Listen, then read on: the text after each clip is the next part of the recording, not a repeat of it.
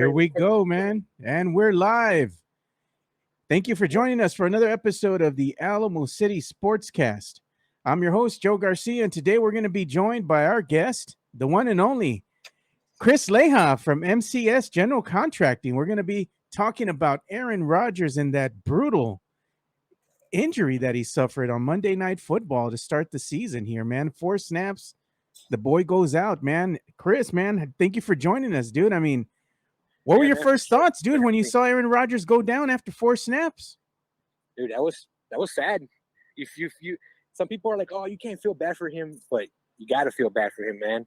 I mean, that was a nasty pop to the Achilles, man. I don't know how everybody's like, oh, the hype that he was going to bring and whatnot. You hate to see it, man. You hate to see injuries in any sport. You know, whether you hate the guy or you like him. Yeah, man. That shit. I've never been like a big, huge Aaron Rodgers fan, nothing like that. But I mean, the thing is too, as a football fan, you never want to see or wish injury on another player. You know, whether you're a Cowboys fan or not, you don't want to see Dak holding his ankle all messed up or anybody going down for injury like that. You know, you might despise the other team and whatnot, but I mean, to see a player like that go down in the way he did after he invested so much time, energy, and effort into this, New York Jets team. I mean, he was out there, he was involved, he was talking with the staff. Yeah, dude, everything, dude. And all that time and amount of effort that he put into this is not the way you want to start your season, man. No, for sure. That's one of the worst ways to start a season. Your first drive in a new team, you're excited to get after it. And then, hey, man, but sometimes the body just gives out on you. 39 years old. Nobody's going to be like Tom Brady. I don't think we're going to see another person play to 45 in the NFL. Yeah, there's a lot of chatter, man, going on around right now. I think on all the morning shows that I was watching, on the 4-letter networks and FS1 and listening to, even Sirius XM, going and dropping my son off in the morning and listening to what they were talking about early on in the morning. Now the question mark is, it's about Aaron Rodgers, man. Like, at 39 years of age, has Aaron Rodgers played his last game? That's a big question, I think that was the last time we see Aaron Rodgers play a football game. I don't know if he can come back from that kind of injury, man. I mean, we saw Kobe in the NBA do it, but that's that Mamba mentality that he had. You know, he was driven to not give up just yet. But I don't know if I would hope he can come back for the sake of you want to go out on your terms. You don't want father time or injury taking you out of the professional sport you're in. You want to walk out on your terms and walk away from the game happy. But if he can get his head right and the rehab process goes well, who knows, man? He may be able to come back next season and see what the Jets can do. But hey, man, you got to give Jets some credit too for not giving up on this game. But as everybody is now saying, Josh Allen, bro, is trash. I'm gonna have to start showing a little bit more respect to Dak with them turnovers, man. Because Josh Allen, holy shit, he was bad. That bad. That dude is. What does he get paid? Is it gonna be this year or next year? Because I don't know how much you want to give that guy. I recognize that voice. Uh-oh. What's going on, my man? What's up, Jimenez? Dude, what's going on, dude? I was literally in the neighborhood, man. 10 minutes ago, I called Joe, and I was like, you know what? I'm down for today. Let's make this happen. Let's talk some sports. But you guys direct traffic, man. I'll be the passenger today. But you were talking about Josh Allen. Josh Allen's trash, man. Let's just call it what it is. You got to call it spade for spade, man. That dude sucks. And you look at it, and people are like, Jimenez, dude, it's just one game. Okay, first of all, 4 turnovers yesterday. Last year, he led the league in turnovers last year with 19. He had 14 interceptions and 5 fumbles. The year before that, he had 18 turnovers. The year before that, he had 16. So 16, 18, 19, and now to start the year with 4, just because he's a good fantasy football quarterback doesn't mean he's a really good quarterback. Because, come on, man, I take a look at Josh Allen. and I see white Jameis Winston. Oh man. If Dak Prescott is black Kirk Cousins and Kirk Cousins is white Dak Prescott, then that means Josh Allen is white Jameis Winston. So is he gonna have? So what's the over under now for turnovers this season? God, it's got to be over 20, dude. Got to be over 20. You know, Mark Sanchez back in the day with the butt fumble, right? Isn't that exactly what Josh Allen did yesterday in the second half? Jeez, it was kind of a butt fumble. Somewhat, yeah. Dude, how can you be in the league so long? And I'm glad, because this is not new. There have been a lot of us, myself included, over the past year who have been like, wait a minute, does Josh Allen suck? And now I think about it, who are the quarterbacks you'd rather have than Josh Allen? Yes or no? Let's just raise your hand. Say yes or no. Would you rather have Mahomes? Yes. Right? Easy. Would you rather have Joe Burrow? I know Burrow's hurt now, but when Burrow's healthy, would you rather have Burrow? When Burrow's healthy, you're taking Burrow all day. Okay. At this point, you're taking Herbert. Herbert? Well. You take Herbert over him? Jalen Hurts? Dude, I would take Tua right now. Yeah. Over Josh Allen. As long as Tua doesn't get hit in the head again. You can make the argument Lamar Jackson over him. You can make the argument Brock Purdy, because Brock Purdy doesn't mess up. Brock Purdy is hey dude, that first game, he's showing, hey, last year was not a fluke. And if he keeps it going, man, that's gonna be Mr. Irrelevant is gonna be something else, dude. Exactly. With that defense that the Niners have too, he just has to make sure he doesn't turn the ball over, and he's gonna be just fine. But what you're seeing right there with Brock Purdy, though, is exactly what Dak Prescott needs to do. Dak Prescott doesn't have to win the games; just don't mess up. Look at these are the name of available quarterbacks right now by OddsShark. Available quarterbacks: Wentz, Flacco, Ryan, Rivers, Foles, McCoy, Simeon. And then trade candidates, right? You have Keenum, Trubisky, Minshew, and Bridgewater. That's if the Jets are looking to go ahead and make a trade to maybe try to salvage their season. But no, do you go with the veteran QB, or do you just roll with Zach Wilson? You roll with the MILF Hunter, dude. You think so? You go with Zach Wilson. I agree, dude. That Jets defense is looking sharp. They are. Zach Wilson just needs to watch Josh Allen and do the fucking opposite of what he's doing. Don't fumble and don't throw silly ass interceptions.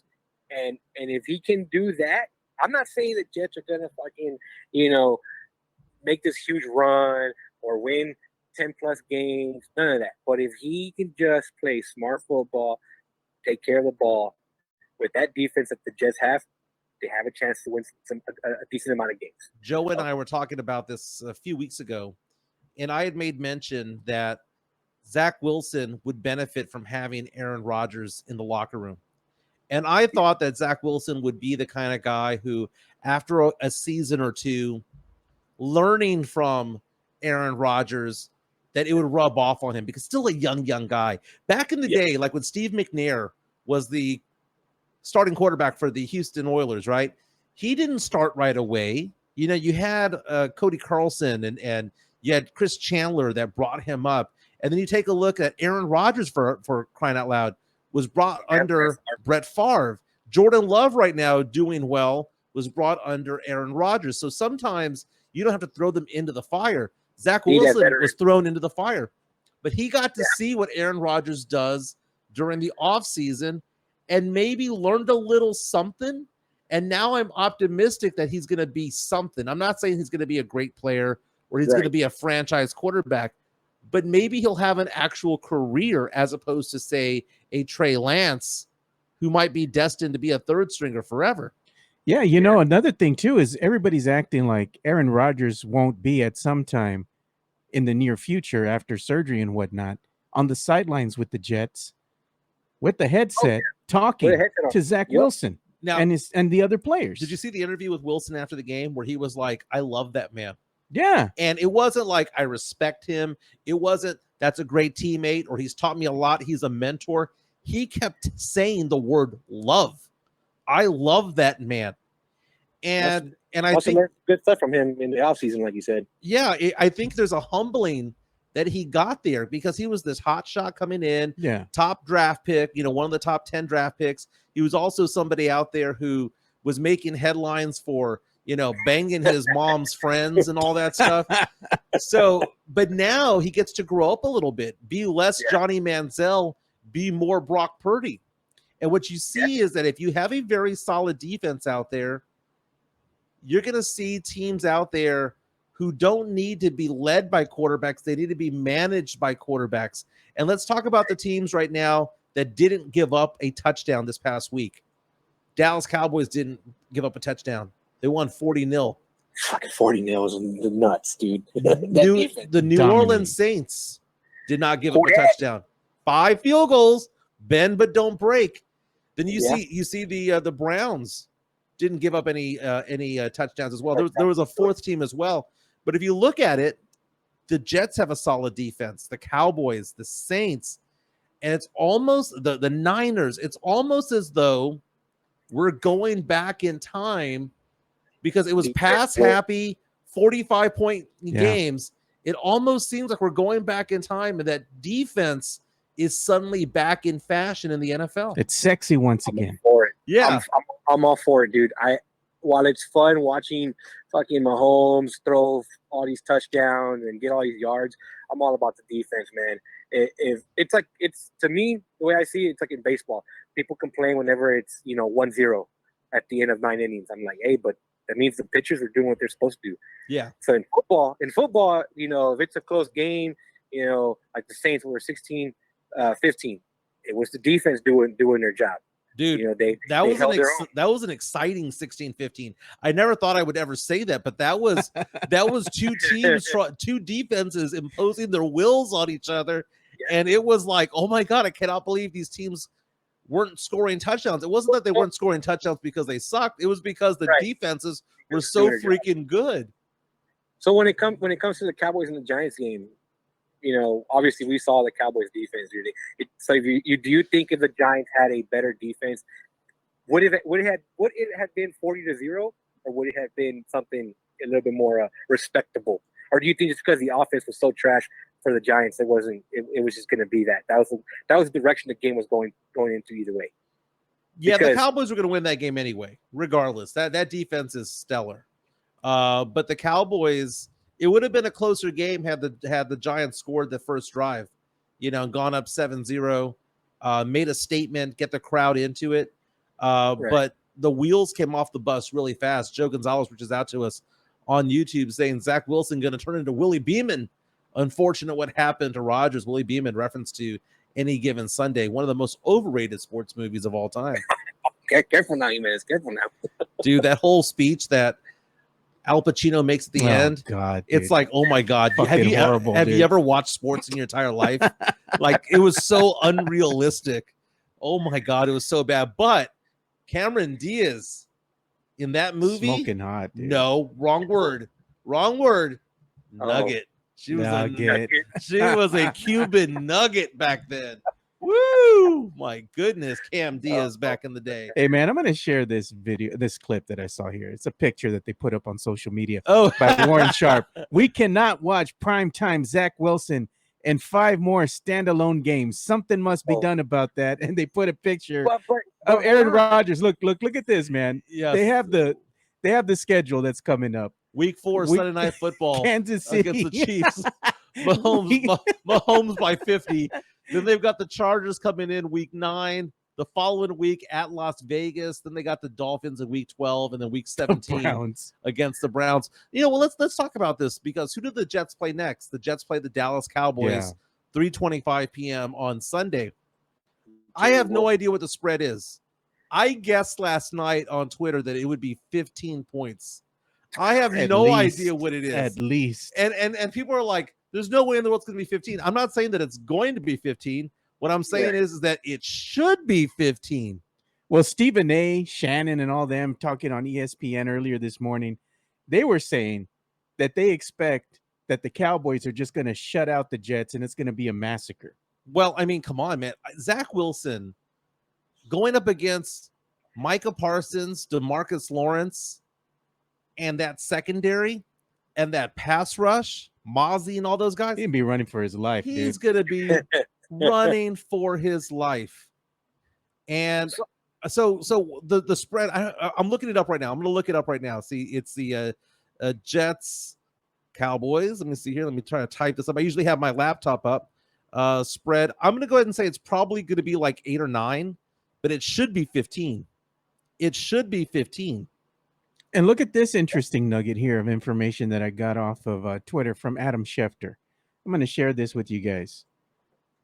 Because Aaron Rodgers went down 4 snaps into the game, it says, with Aaron Rodgers done for the season, the Jets now will owe the Packers a second-round pick in the 2024 NFL Draft.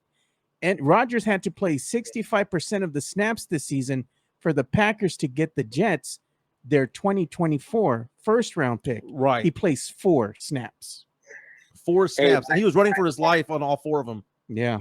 My brother texted us last night. He said, Aaron Rodgers, 1 drive. They say 4 snaps, but in reality, it was 5. And I texted my brother back. My God. That was fucking cold, dude. Okay. Wow. I see the spread right now, according to MGM. I'm sorry, Caesar Sportsbook, 9.5. 9.5. Is what the Cowboys are favored. Dude, I am willing to offer 15. I'm willing to offer that is not just take the Cowboys and give up the points. That is do the upcharge, if you will. That's giving up more points so that you're not getting, plus 110, minus 110, get minus 130 or plus 230 rather. Give up some extra points because this is going to be an ugly, ugly game. And I know the Jets have a good defense. Sauce Gardner is the truth, man. Yeah. That is a very good defense, probably a top 7 or 8 defense out there in the NFL. And you can say that they might get after Dak and force some turnovers. I get that. But at the end of the day, Dak Prescott's better than Zach Wilson. At the end of the day. That's without a doubt, But man, I don't know. I'm not gonna check out the video. I don't want to hurt. I don't want to say something and then it fucking backfires and bite me in the ass come Sunday. Look at this video. Adam Schefter shared this, and you can actually see the point in time where Aaron Rodgers' Achilles pops. Oh man! And by the way, they're playing at MetLife, right? Which is known as the worst field conditions in all of the NFL. And then you add the fact that it was pouring rain before the game.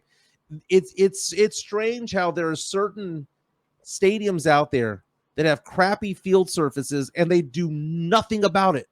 Yeah, they were saying they want to see the grass back, man. Every NFL fucking stadium should have grass. All right, that should be out of the question now. I don't want to hear this fucking talk from the owners that it's too much money and no, dude. You have all these players who have these non-contact injuries, and some of them are season-ending injuries, and you still don't you really can't justify making the fields all grass. There's a reason why when the World Cup comes to the U.S. in 26, that every stadium's going to have fucking grass because they don't play with that shit. The best they don't want they want the best conditions for the best players in the world. The best games are on grass. Most definitely. Yeah. Josh Jimenez reaches out to us and says Dak probably saw last night's game and said, F that, Allen, with 3 INTs. McCarthy, hold my beer. Watch what I can do. Dear God. Oh, you know what? This is funny. They have a question for you, Chris. This is Tim Gonzalez. He says, Chris Leija, did you win the bet with Rudy Campos? Oh, God damn it. Here we go. No, I didn't fucking win the bet. But I hit up Rudy right after the game was over. I didn't watch the Texas Bama game because I was watching my fucking Red Raiders choke away the game against Oregon. Yeah. So I didn't watch the game. So everybody was talking about it and they were like, oh, fucking Texas looked amazing. Bama looked like ass. I couldn't tell you for sure myself personally, but based on what everybody was saying, apparently Texas, quote unquote, you know what? I'm not even going to say it. I'm not even going to say what the Texas fans say every time they win a couple games. They rolled over that Tide, baby. That's what they did. I told Rudy, I go, hey, let me know. I got you. Where do I drop off the case? So he told me, he goes, hey, let me get my scheduling figured out, and we'll figure this out. But You know what tastes better, dude? Nothing tastes better than free beer, bro. That's right. I lost 2 cases of beer because that stupid game. Hey, maybe this will make you feel better. Look at this picture somebody put up on social media here. Nice little Photoshop of Tom Brady in a Jets jersey. Look at that. And then look at what they put on there. Imagine. Dude, this would not work at all. They can dream. They can dream. Okay, first of all good players are products of a system. Tim Duncan was a product of Pop's system. Michael Jordan was a product of Phil Jackson. And then you go to football, it's the same way when it comes to offensive coordinators, when it comes to head coaches, certain play callers. You are products of your system. And there is not somebody in the Belichick family tree that is currently there with the Jets right now. So there's no system there in place. This would be completely foreign to him if he went to the Jets right now. Would make absolutely no sense. And that's why right now Zach Wilson is the one to go with, man. It's the one to roll with. See what you got with it. The MILF Hunter, baby. Dude, I mean, I respect it. I respect it. I mean, he's like, if you ain't over 35, I don't want it. He's bizarre. He's bizarro Leonardo DiCaprio, Leonardo DiCaprio, 25 and under, please. And he's like 35 and over, please. Get me the over. He wants that. He wants that sweet like, berry. How old we talking? Oh, very nice. Hey, what's going on over at MCS, baby? Well, tell us about the business. Oh man, we're cranking and going, dude. I'm excited that we're finally under 100 degrees for consecutive days. Maybe you get Mike out there for a little pour. Yeah, it's gonna get under 90 degrees. Hey, it gets under 90, I'll be there. We did a pour yesterday, and it was a salt finish, and I took some pictures, and I got my guy doing the salt, and I was like, man, this is why I need Jimenez to come in here and do the salt bay motion on here, and let it rain on the concrete. But yeah, man, I got work all over the place. Got a job up in Cordillera Ranch coming up this week. So how to George Strait? I'm telling you, every time I go in there, I'm looking for him, man. I'm looking for him. Like, where you at, George? Where you at? I got a bottle of Cody Go. I don't know if that's a drink. There you go. We're doing good, The good Lord upstairs takes care of us. He gives us plenty of work. It's just finally getting out this heat and just keep grinding, dude. I mean, it's not easy work, but somebody has to do it, and we're enjoying it, man. And hopefully the year keeps going the way it's been going. I close out the year on a good note. I'm trying to close out some bigger commercial projects, because right now the pool side is what's keeping us busy. But I'm trying to close some commercial contracts and hopefully, do some bigger slabs and some parking lots and whatnot. Yeah. But now let's say somebody wants a pool. Let's say somebody wants a pool. How do they make sure that you are the guys pouring the concrete? So the company that I do pool work for, their name is Palo Verde Pools. They're up in Bernie. Honestly, if you get your pool done through them, 90% of their jobs, I'm the one doing the concrete for them. They have another guy that does work for them, but not to talk down the guy. He can't compete with me. He can't keep up with me. But you could tell him, hey, we know MCS does your concrete jobs. We want them to be the deck guy on our job. And yeah, man. I mean, there's a bunch of pool companies we used to do work for. We don't do work for them at the moment for different reasons. But Palo Verde Pools is the company we do work for the most. And yeah, man, you hit them up. I'll tell you what, though, man, pools are not cheap. So no, not at all. If you want to get a pool done, I hope you're ready to spend some money, because even the cheap ones, man, even a basic pool with a basic small deck, I mean, they're not under 80 grand anymore. It used to be you can get a pool and a nice deck for 40, 50 grand. Then COVID happened. That shot up the prices of all material and labor. And then, inflation, the magical word that they always bring up. So, I mean, some of these pools, man, we're going to be working on a couple pools that are, upwards of $1 million. These things are massive. And I look at them and I'm like, this is a water park in your backyard. I'm like, damn. There's got to be a hot wife there, man. There's got to be a hot wife there. Ain't no ugly wife getting $1 million pool, dude. I'm sorry. Yeah. So y'all seen Tony Parker's pool, right? Yeah. Oh yeah, dude. Dude, they're basically building one of those right now over here in Bernie, and I'm like, dude, what do you? I look at the homeowner, look at the husband, and I'm like, bro, what do you do for a living that you can afford, a pool that's over $1 million? Because one, whether you're paying for it with a loan or if you're paying for it cash, holy shit, dude, you're stacking that money. Look at what Chris Gonzalez says. I just got in. What have I missed so far? Has Mike been horny yet? I'm like, man, you already know. We're getting there. Have I yet? Mike's horny meter's always at 1,000, steady. Well, we talking about Cameron Diaz, yeah. You know what? Come on, that was just more of a, FYI.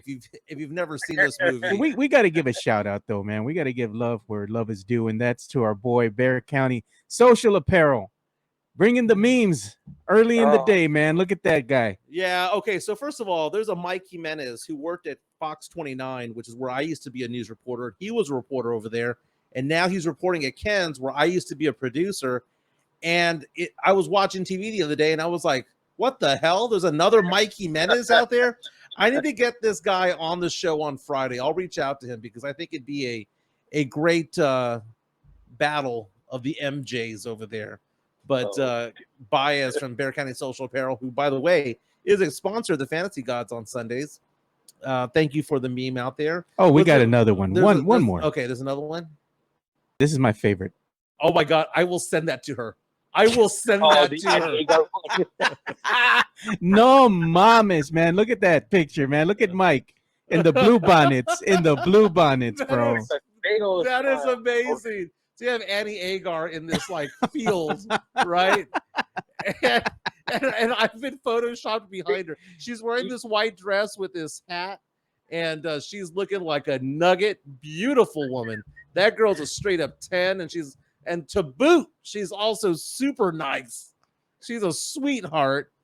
And the thing about it is that is probably the greatest of the photoshops that Baez has ever done. This is on there, dude. Camera in hands, dude. If you could put a camera in front of you, a little camera on a tripod, that'd be perfect. That'd make it even better, dude. That one was funny. Joshua Jimenez says, so what your day is, the other guy is bringing that soft, limp concrete. We need that diamond hard concrete by MCS. That's true. That is true. Oh, man. See, dude, I told you. I don't even have to freaking money bags. He's like, why do you say all that? I'm like, dude, half the time it's not even me, man. It's the people. I think it was me and Mike that gave you that phrase. The hardest concrete in the business. It just stuck, dude, and it has now. It just every day is something new. If you want a smooth, hard deck, you go to MCS Contracting right there. But speaking of money bag, let's show some love to Jeff Garcia from Locked On Spurs and Ken's 5. Again, daily content when it comes to your silver and black. We're talking about a daily podcast that can be listened to on Spotify, Apple Music, wherever you get your podcasts, or you can watch it on YouTube as well. I know Joe Garcia was one of the guests earlier this week. Now, Jeff Garcia is also on Twitter at Jeff G Spurs Zone, and he has a story today about the fact that yesterday the San Antonio Spurs waived veteran guard Cameron Payne. Cam Payne is no longer with the team. I'm a little bit surprised. Gonna be honest with you.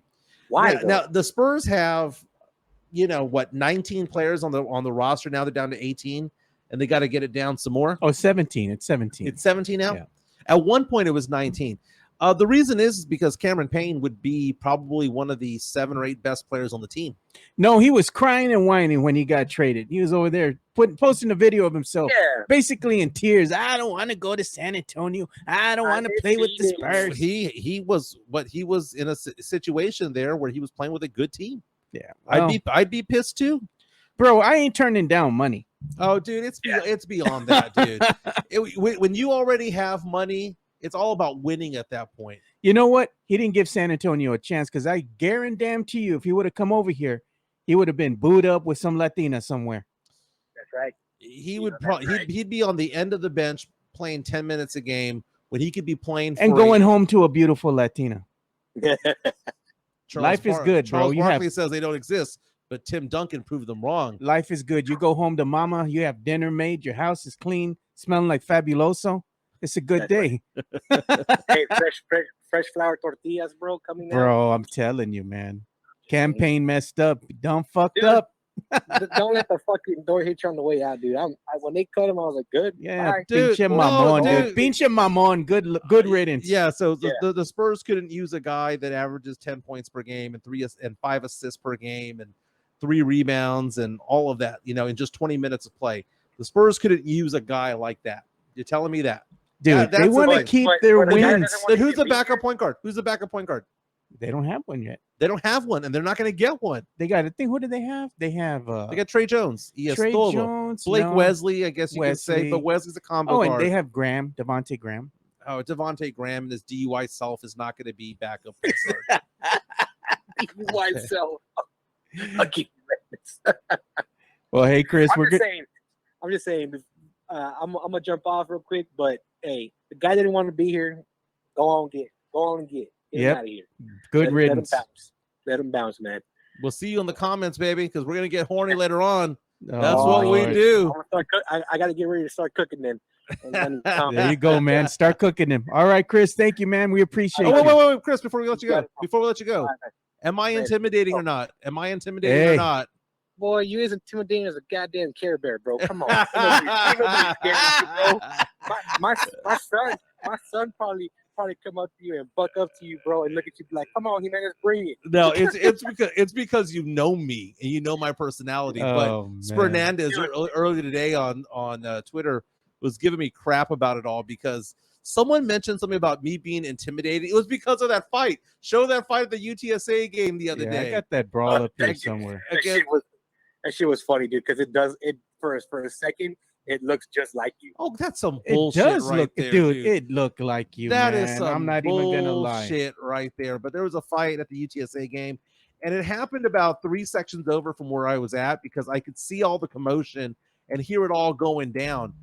And you see fights at NFL games, you see fights at college football games, but the video that we have here is chingazos over at the putazos over at the Alamo Dome. The Alamo Dome. That looks like you for a second. You was wearing the gray shirt and everything, man.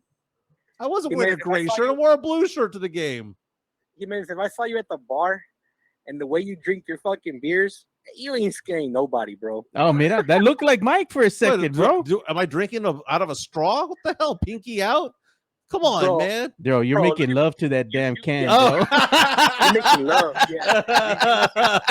You're making out with the I found that can's G spot and I went to town, baby.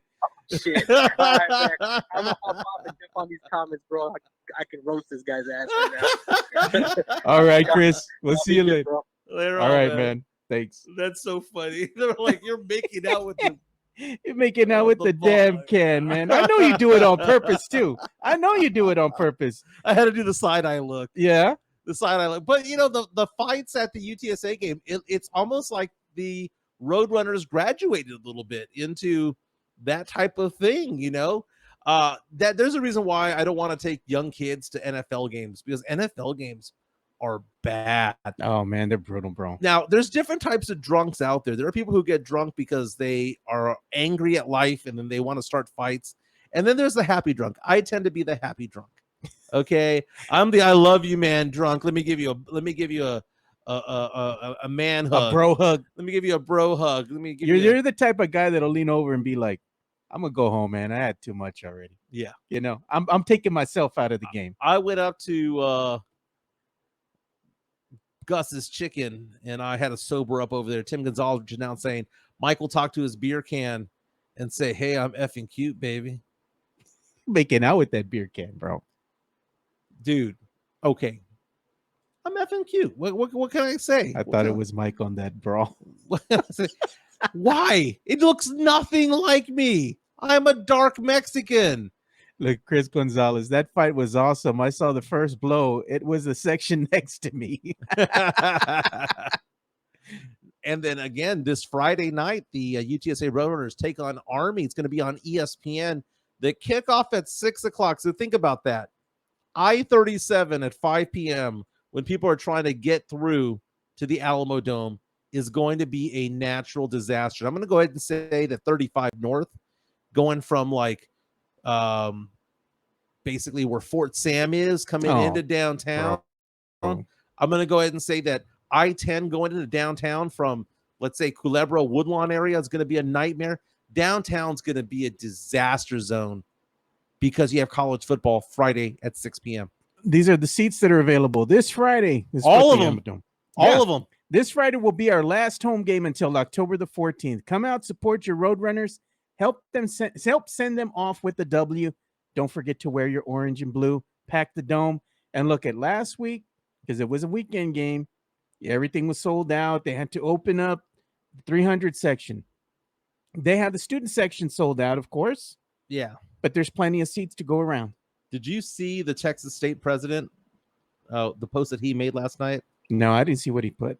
So if you look up Texas State University on Twitter, okay, it's his name is Kelly Damphouse. And he said, a bet is a bet, a deal is a deal. Great game this weekend. I love the energy inside the Alamo Dome. Both of our fan bases created a great college football atmosphere. I'm looking forward to hosting you and your UTSA football fans in San Marcos on September 7th, 2024. And it shows him wearing a blue blazer with an orange and blue striped tie. No. So he had to wear UTSA colors today. Now, he didn't say meep or anything like that, but it was actually a pretty cool photo. And it shows him pouting like he's upset.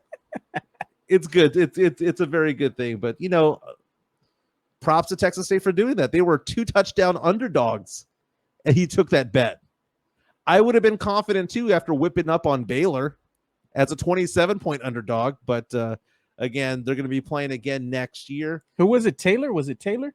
Who's that? That was wearing the blue, orange and blue from Texas State?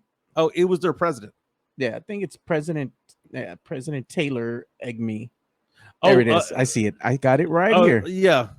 Taylor Igme is the president of UTSA. So he's referencing him, saying congratulations to the president of UTSA. We can show that photo right there. It's a pretty cool photo. He's all pouting, you know, like he's sad.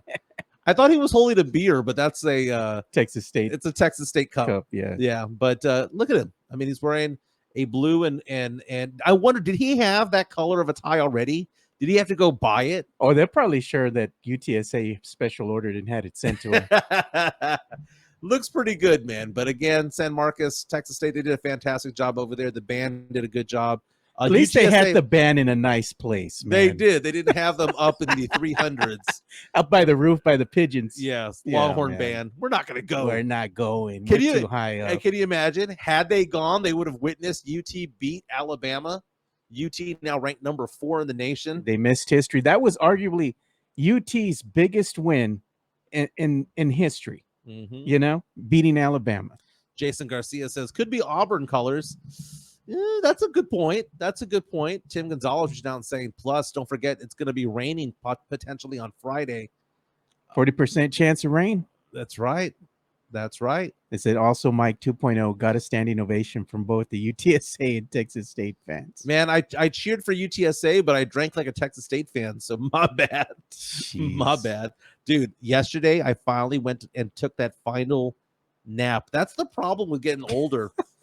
And I do this when I go to Vegas, man. I party like a rock star. I am like Tim Duncan in his final years as a member of the Spurs because I can play like an all-star. I can party like an all-star, but I just can't do it back-to-back nights. I got to sit out the second night. You got to have a little breather, little buffer there. Yeah, I can't do it. And I have friends that are my age, mid-40s, early 50s. Dude, Jason Minix at San Antonio Sports Star, how he can do it on the daily, I don't know. Like Pledger, I understand. Pledger is early 40s. Yeah. And, you know, I can kind of understand. But, dude, no one's like Minix, man. He got that energy. He can do it day in, day out, every day. have a handful of drinks, pound him back. Ryan Nagel, a little bit. Yeah. Miss Ryan Nagel, man. That's my guy. I'm going to reach out to Ryan Nagel this week. Yeah. I'm going to put that on my to-do list. I think we should go ahead and have another sponsor read here. You know, it's interesting. JPAR Real Estate, Cynthia J. Sanchez at 210-273-0748. She was telling me the other day that, you know, she also does claims adjusting. That's one of the things that she has done over the years at UTSA. And I mean, USAA rather. But every once in a while, when there is a hurricane that is devastating, she gets called into what's called cat duty. Huh. And it's just for like 2 or 3 days. Yeah. Where they pull her out and they go, hey, we have all these claims because of a natural disaster. They had her do that with Katrina. They had her do that with Harvey. And then the one that just hit Florida and Georgia and South Carolina the other day, about a week or two ago, they reeled her back in. They said, we need you for like 48 hours just to process claims. So she did that for a couple of days. But again, one of the things I will say this about Cynthia J. Sanchez, she was telling me yesterday that she has an offer in right now for a house, and she's hoping she gets it, but it's over $1 million Nice. of a house. That's going to be a great sale for her. Cynthia J. Sanchez, JPAR Real Estate, 210-273-0748. She's a fantastic realtor. Go to realtor.com, look up Cynthia J. Sanchez, and you'll see that she gets 5 stars across the board. And the biggest compliment you could ever have as a realtor, or for someone who's like me in finance, is getting the repeat business, because she is getting repeat business from people who bought a house from her 5, 6, 7, 8 years ago. Some people are already on their 3rd and 4th house that she's helped them get. And then others who just want to get like Airbnbs or rental properties go through her. Cynthia J. Sanchez, JPAR Real Estate, 210-273-0748. And if you're worried about interest rates, keep in mind the new builds right now have a teaser rate for the first 3 years or so. You can get it around 4 or 5%. It's better than the 7 or 8 that the bank is offering right now. Get that home that you want right now. And beyond get that home, a brand new home. And if you get a pre-owned home, though, she'll kick in a warranty for 1 year. Cover your appliances, AC, water heater, fridge, dishwasher, microwave, all of that stuff. Cynthia J. Sanchez, 210-273-0748. So RJ Ochoa from Blogging the Boys, he posted a stat line talking about the fact that there are the top 10 wide receivers in the NFL right now. Tyreek Hill had 215 yards receiving in his first game. Justin Jefferson, 150. Brandon Ayuk, 129. And then you've got some names that I hadn't even heard of in my entire life, like Tutu Atwell and Puka Nacua. Both had 119. Chris Olave of the Saints, 112. Stephon Diggs, 102. Calvin Ridley, 101. Michael Pittman Jr., 97. And Rashid Shaheed of the New Orleans Saints with 89. That's right, my Saints, baby, have 2 wide receivers in the top 10. And just behind them, in the top 25, you've got Michael Thomas, who had roughly 70 yards his first game as well. I'm excited about this. And I put out a personal power rankings yesterday for the NFC. Yeah, I saw that. And part of it was a test balloon to kind of see what Cowboy fans would say and do. Because if the Cowboys win a game 40-0 in a hostile environment, nationally televised in the sense that it's a primetime game against a division rival, to go over there and win 40-0, does that make them the best team in the NFC, or is that the best performance that an NFC team had? You can make that argument. I mean, dude, defensively, they were just killers. 7 sacks. Defensively, they were, blocking field goal kicks. They were, taking it to the house with a pick 6. They had a fantastic day. That was an A+ effort, an A+ game plan. Everything worked for the Cowboys. I'm going to show your power rankings that you shared the other day. Yeah. There we are. But I had at number 1, Detroit. The Detroit Lions. Not because I think Detroit is the best team in the NFC, but what I'm saying is the fact that they went into Arrowhead. Yeah. First game of the year, right after the Kansas City Chiefs unveil their Super Bowl banner, after they get their rings, and they went in there and they beat the Chiefs. Beat Patrick Mahomes. And I know Travis Kelce wasn't playing. And I know one of their star defensive players was not playing as well, who, by the way, just got signed. But that is a big deal. So I got to put Detroit number 1.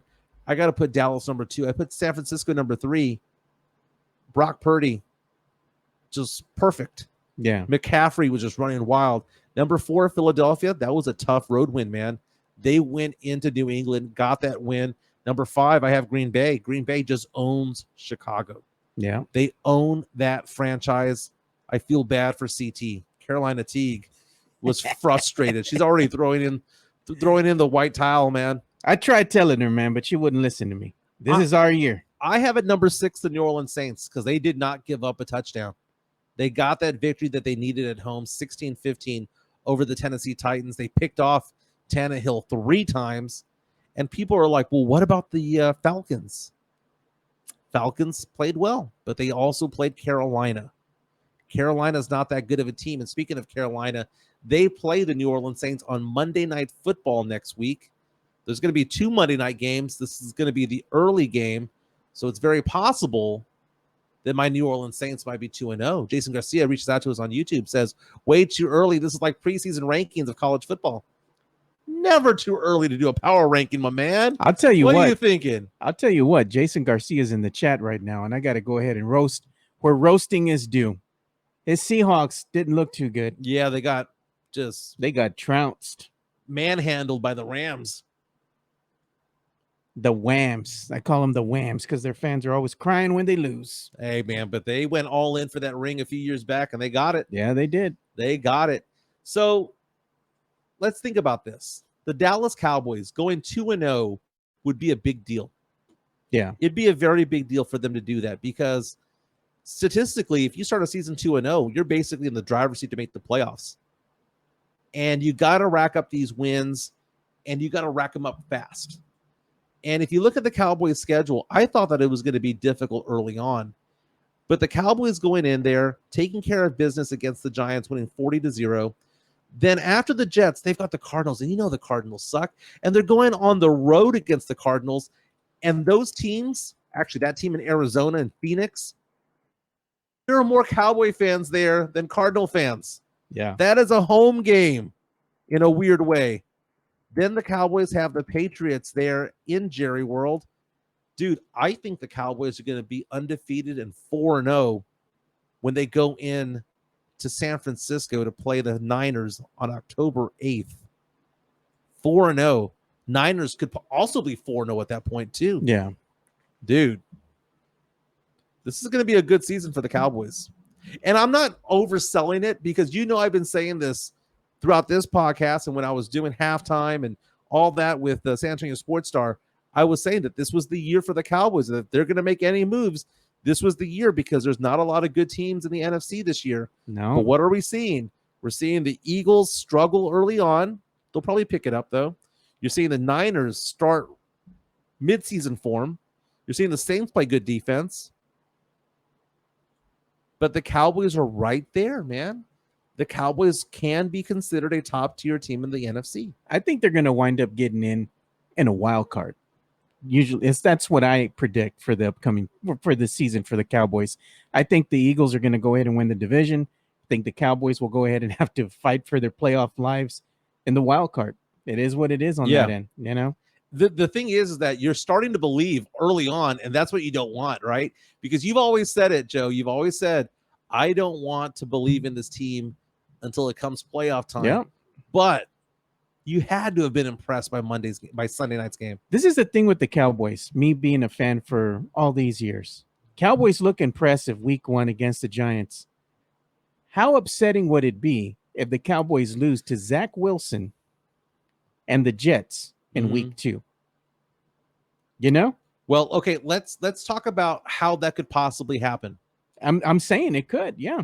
Well, dude, I mean, a 9.5 point spread, I don't even think is enough. I think that the Cowboys have a 95% chance of winning that game. Like, all things would need to fall into place. Like, Dak Prescott would need to wet the bed. There would need to be massive amounts of turnovers for the Cowboys to lose that game.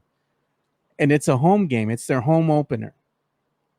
It is the home opener. And I remember the last time they played the Jets in New York, Cowboys were heavily favored and they lost that game. They lost it. Yeah. I remember RJ Ochoa and I made fun of him so bad because RJ said something to the effect of, there's no way in the world that the Cowboys going to lose to the Jets. The Jets suck and blah, blah, blah, blah. And it turns out the Jets, came to play.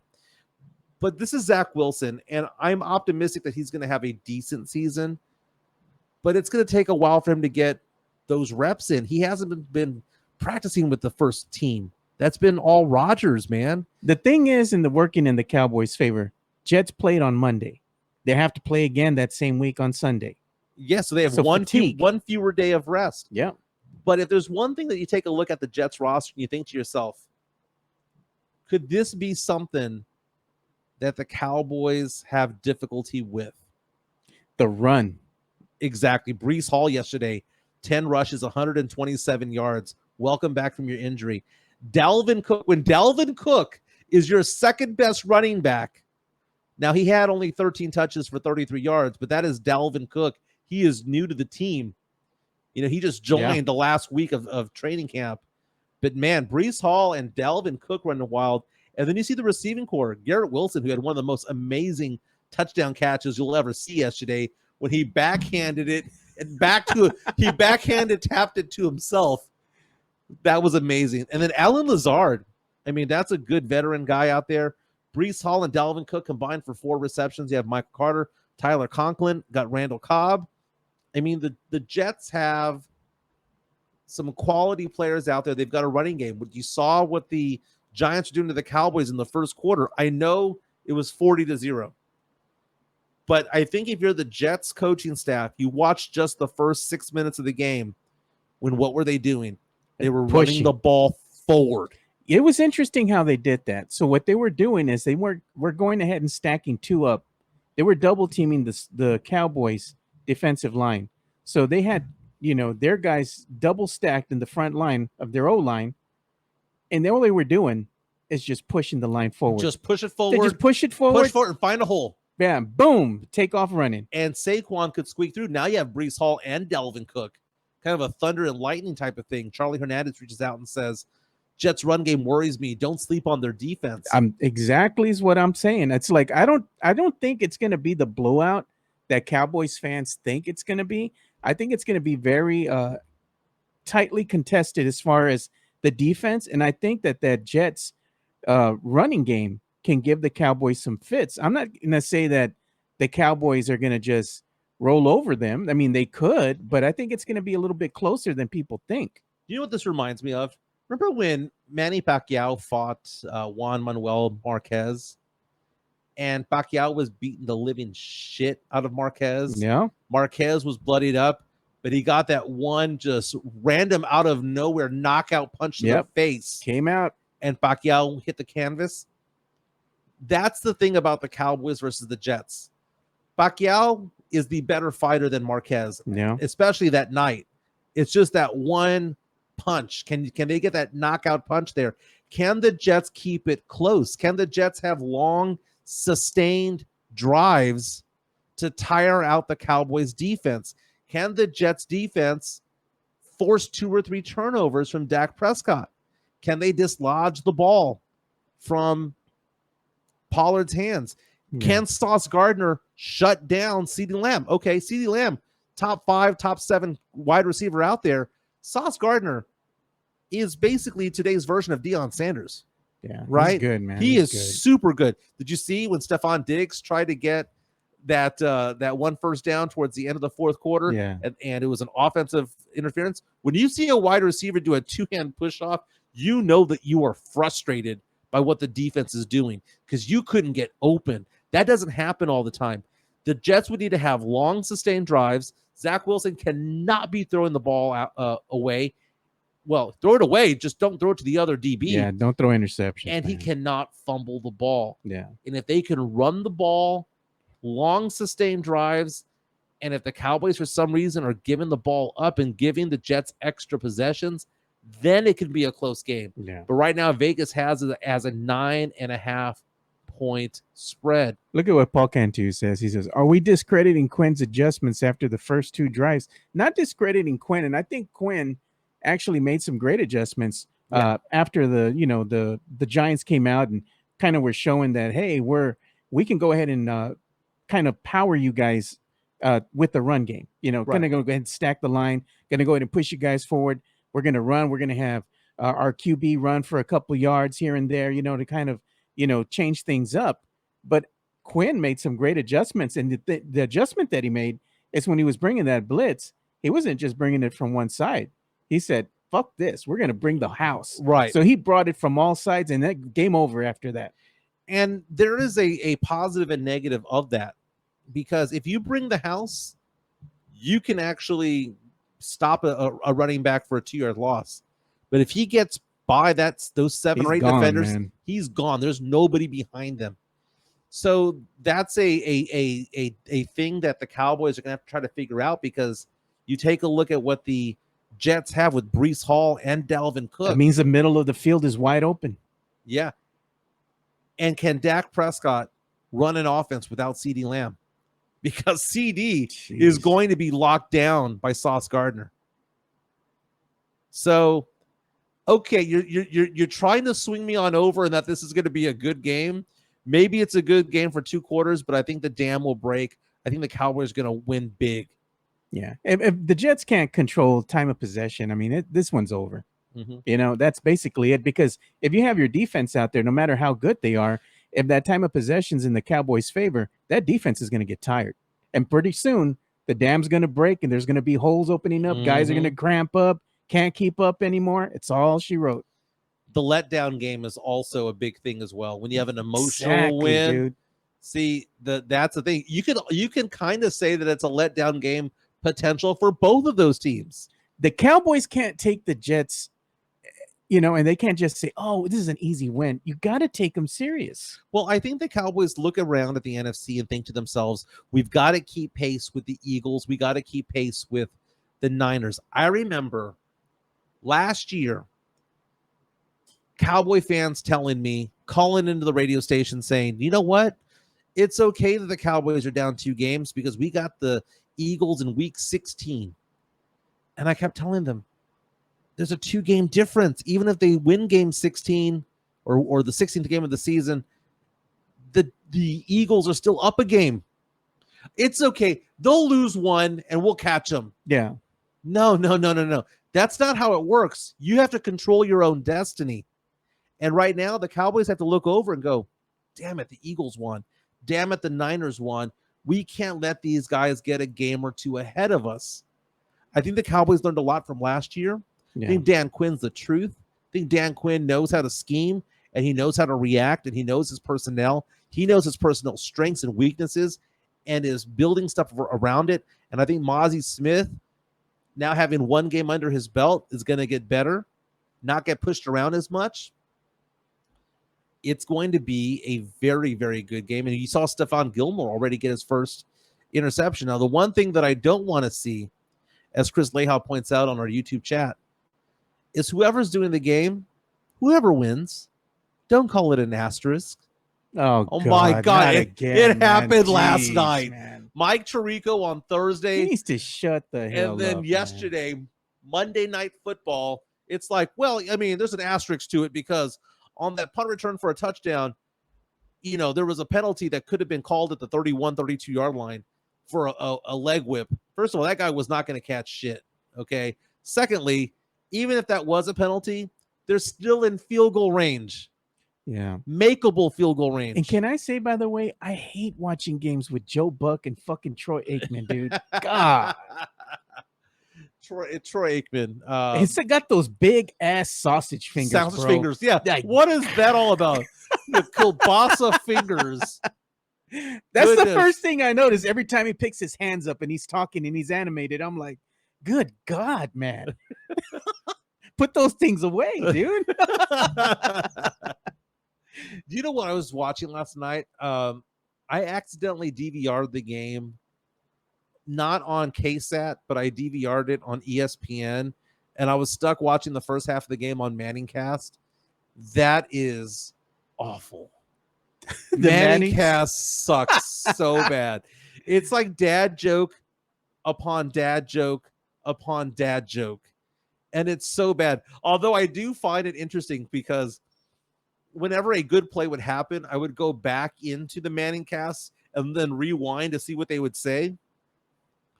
That game-winning punt return for a touchdown that the Jets had, Manning called it at the 45-yard line. He was saying, walk off.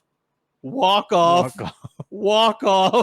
then Eli Manning kind of looked at him. He was like, yeah, that was a walk-off punt return for the victory there.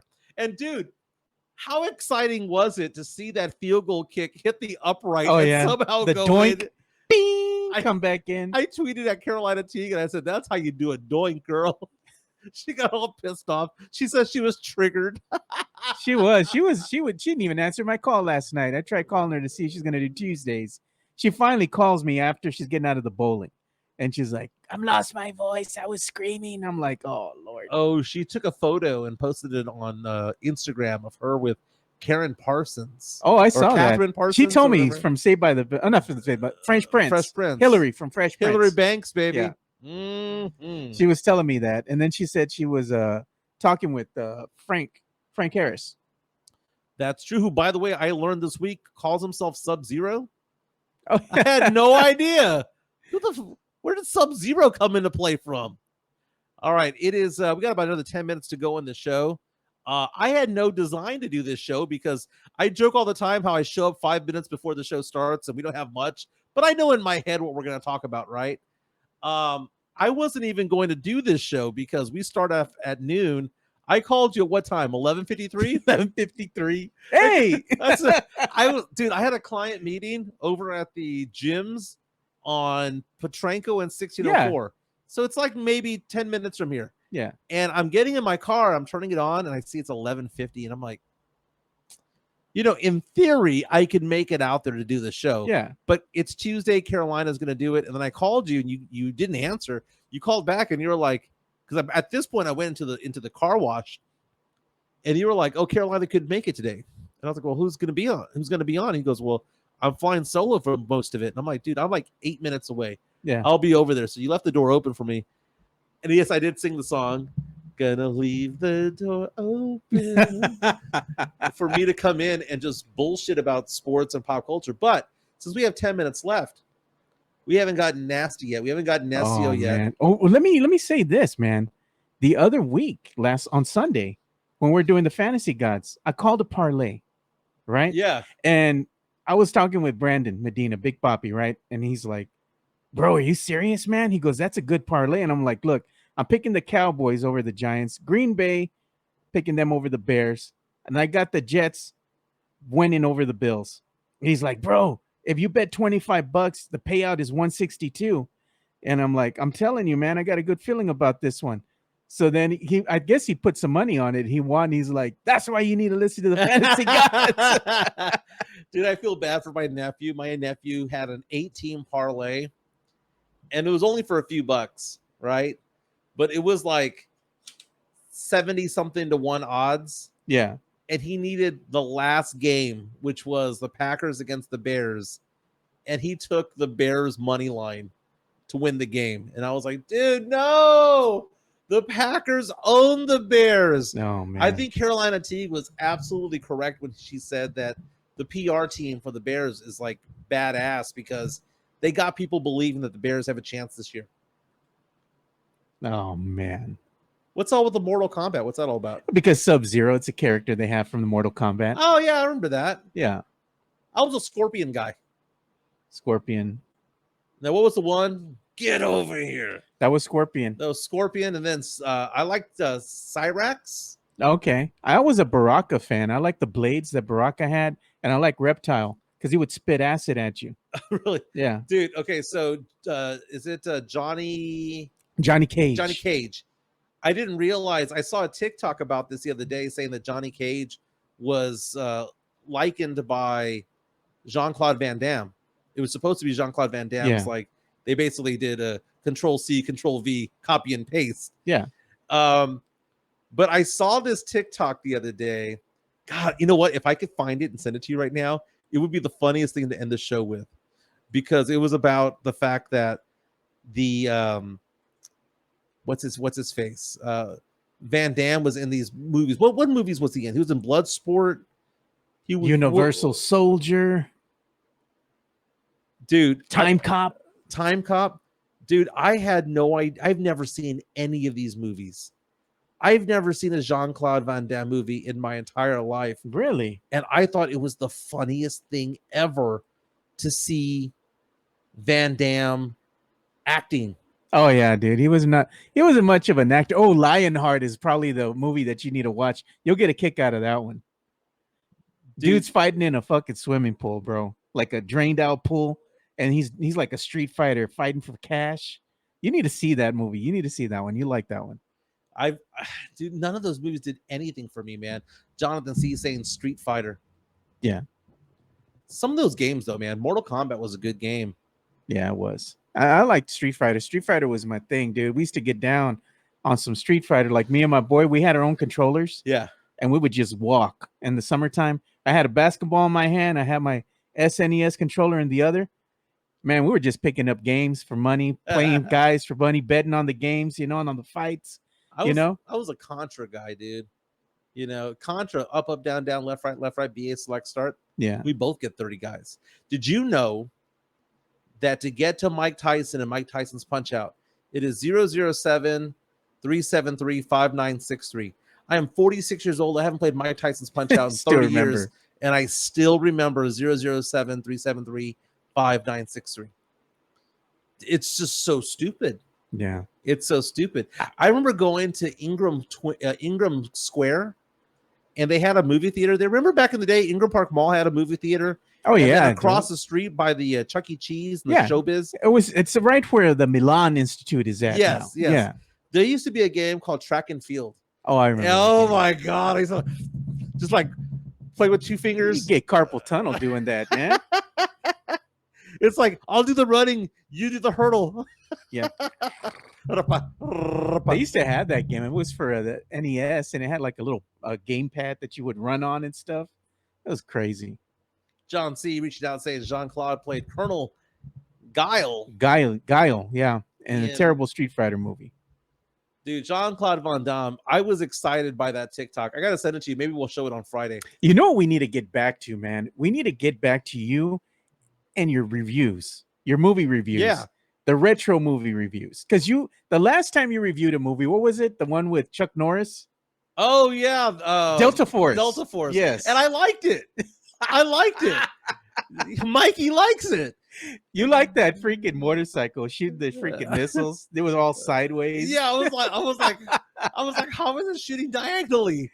It's like they would show like from the front end that it's not diagonal. So is the missile doing a curve? Is it heat seeking? What is this shit? And then the sound that the missile would make. I was like, oh my God, man. Dude, back by popular demand, I will bring back the movie review, but there's got to be also, we have no honey topics today. Oh, yeah, man. No nuggets. You got to have some horny talk. There was somebody who asked a question earlier about. You had the top 10 or the top 5 that you had for the NFL. My power rankings. Power rankings. They said you need to bring the power rankings for the hot women. Okay, this is off the top of my head, right? Top of my head. Now, are we talking about just like movie stars, celebrities? Could be whoever, dude. Okay, so top of my head. Number 1, Ana de Armas. She's been number 1 for a long, long time. 8 years ago, I saw War Dogs, and I thought to myself, that is my celebrity crushes. I have no idea who she is. That's your girl. Everybody jumped on board. Number 2, say Sydney Sweeney. She cute. She's cute, dude. She cute. Number 3, Dua Lipa. Now, I will say this about Dua Lipa. Interesting fact about her. She's had 3 huge hits in the United States. Neither of them went number 1. They were number 2, number 2, and number 2. But the weird thing was that Levitating, that song that came out last year, was the number 1 song of the year on Billboard, even though it never went number 1. It was like the 3rd time in history a number 2 song was the number 1 song overall for the year because it never went away. So let's see. I got Ana de Armas 1, 2 I've got Sydney Sweeney, 3 I've got Dua Lipa. God, I need a 4 and a 5, man, to fill out the power rankings. Let's see. Got to dig deep here, man. Got to dig deep. I mean, there's some beautiful ones, like Zendaya, I think is beautiful. Yeah. But I wouldn't put her in the top 5. I wouldn't put her in the top 5. You know, I mean, I might go retro. Dude, I still see a 56-year-old Salma Hayek, and I'm like, oh my God, she never aged. No, she still looks good. They never aged. 57-year-old Shania Twain still looking good, dude. Dude, I saw a commercial for her yesterday, and because she has that concert, that residency over in Las Vegas, and I saw her and I thought, wow, she doesn't look the same. She still looks really pretty, but she doesn't look the same. Like there's something different. I don't know if she had cosmetic surgery. I think she might have, dude. Or if she had Botox or something. Yeah. Still very pretty. Still looks good. Dua Lipa can't dance worth shit. But she's hot, man. Dua Lipa is hot. Sydney Sweeney, you know, she's this generation's version of Scarlett Johansson. But she is. And Ana de Armas is basically this generation's version of Sofia Vergara. You know who's cute, man? I like that Alexandra Daddario. And also, man, Jessica Alba still got it, dude. And Jessica Alba is a billionaire on top of that. She is. Alexandra Daddario is very pretty. There's a movie that she's in that I saw on Netflix. It was like a Netflix original movie. It was with her and Adam Devine, the guy from Pitch Perfect. And it was about the fact that he has always had a crush on her and has always been friend zoned. It was a good movie, man. It's a good movie. Alexandra Daddario, dude, she's a nugget. Charlie Henderson. Charlie Hernandez coming out and saying Jennifer Lawrence. You know what? I'm not going to argue it. Jennifer Lawrence has a funny personality. You can tell that girl is threatening to every woman out there because she can take your guy. And like she's funny. Not only is she hot, she's funny. Yeah. I have a thing for Anna Kendrick and her best friend, Aubrey Plaza. You know, I like those quirky personalities right there. And then, of course, Felicia Combs from the Weather Channel. Oh, God. Look, you got Jonathan C. saying, will you be at the UTSA game Friday, Mike? I don't know if I'm allowed after that fight that I was in, Section 110. Mike enjoys friend zone movies.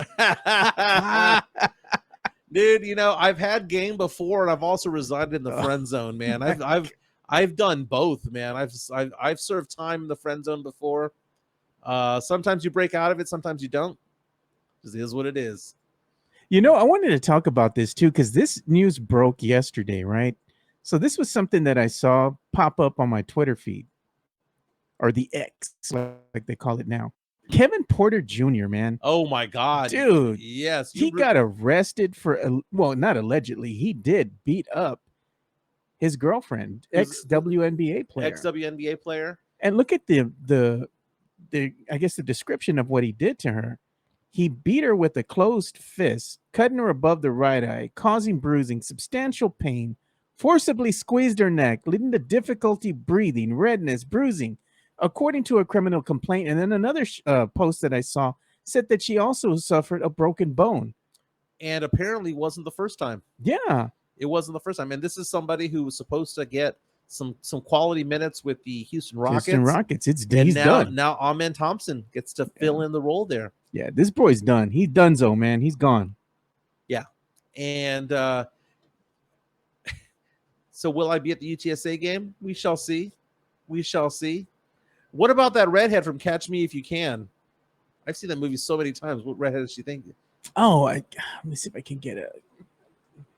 Oh, is it Amy Adams? No, it's another one. Elizabeth Banks is also in that movie. And so is Jennifer Garner. Kind of sad that I know all the hotties from that movie. But I've seen that movie way too many times. It's my daughter's favorite movie.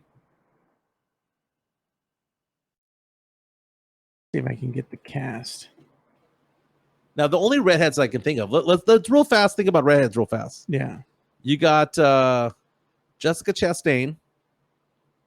You've got Bryce Dallas Howard, who's got the biggest booty that you can ever find. I mean, that is like goodness, right? What was that one singer, BB Rexa? It's like BB Rexa's mirror image.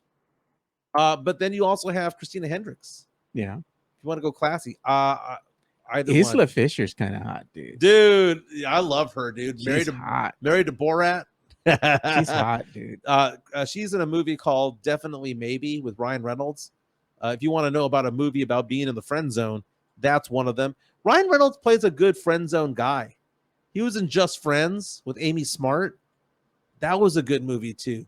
I'm not saying it's a great movie, but it passes the time. It's a good date night movie. Yeah. Jonathan C. saying Julianne Moore. He's into the classics. Oh, she's cute. Julianne Moore. I remember her from the Dirk Diggler movie. Oh, yeah, I know that one. Boogie Nights. There you go. Yeah, there you go. OG hottie, Jennifer Love Hewitt, dude. Okay, first of all, hot, Charlie Hernandez. Here's the thing about J. Love Hewitt. From 1995 or 96 all the way to about 2010, she was in my Mount Rushmore. Her face got hit with a bag of nickels recently, dude. It is just not the same anymore, man. Wow. This is No Lie here by Tim Gonzalez. Kelly from Saved by the Bell and Kimberly from the Power Rangers. Those are still hot women. Now is Kimberly the pink Power Ranger? Yeah, dude. I have no idea. The original Pink Ranger. I never saw Power Rangers growing up. Mario reached out saying Margot Robbie is still his number one. Margot Robbie, who, by the way, I saw The Big Short the other day on Netflix. Yeah. I'd seen it before, but I forgot that she makes a cameo on there. Yeah. She's amazing, dude. She's amazing. Yeah. Baez, I'm not going to say that, baby. Not going to say that. But we know why we love Jennifer Love Hewitt. No lies detected. But this has been fun. Thank you for letting me come in and storm the castle. Yeah. Because like I said, 7 minutes before the show started, I was like, dude, I'm 10 minutes away. I can be there if you want me to. And you're like, screw it. Come on in. Yeah. So, but I'll be doing, it looks like Mondays and Fridays. Yeah. Tuesday, Wednesday, Thursday, probably not. But if I'm in the neighborhood or whatever the case would be, yeah, I'll swing on by. Thanks for entertaining me, and thanks for letting me entertain you guys. Again, you can follow me on Twitter at MJ Acquire Taste. Two Shots Podcast. Don't forget for Joe Garcia. Again, don't forget to follow our friends over at Locked On Spurs. Yeah, Fantasy Gods. Too, Gods. We forgot to say hello to Serenity Manor, by the way. Oh, yeah. Let's go ahead and say hello to Serenity Manor. Serenity Manor. Do that right now. Social events venue over there in Old Town Helotes, 14405 Old Bandera Road. Again, Christmas is coming around the corner. It's kind of hard to believe that, right? It is September right now. We've got Halloween coming up next month. Then we've got Thanksgiving. And then we've got Christmas. So if you have a corporate Christmas party that you need a place to be at, 100, 150 people, something like that, or right around there, go to Serenity Manor over in Old Town Helotes, 14405 Old Bandera Road. If you're looking for a baby reveal, what's it called? Gender reveal, if you will. If you're looking for a baby shower, if you're looking for a quinceañera, sweet 16, a wedding reception, a corporate event, indoors, outdoors, or mix of the two, Serenity Manor, 14405 Old Bandera Road. Don't forget to visit their bar as well. On Thursday nights, they have karaoke night or a game night. They kind of alternate between the two. They'll have a food truck out there as well. They serve beer, they serve wine, they serve margaritas. Serenity Manor, 14405 Old Bandera Road. And thank you again to our sponsors for the Fantasy Gods, Mad Packer Brewery, Mudslingers, and Bear County Social Apparel. Visit all of them on Instagram or follow them on Twitter as well. And Bear County Social Apparel, Mike Baez, thank you so much for the Photoshop of me with Annie Agar. I think I'm actually going to text that to her. Oh, God, you should, dude. That was hilarious. Did I say that I was going to tweet it at her? Or did I say I was going to text her? You said you were going to text her. I caught that.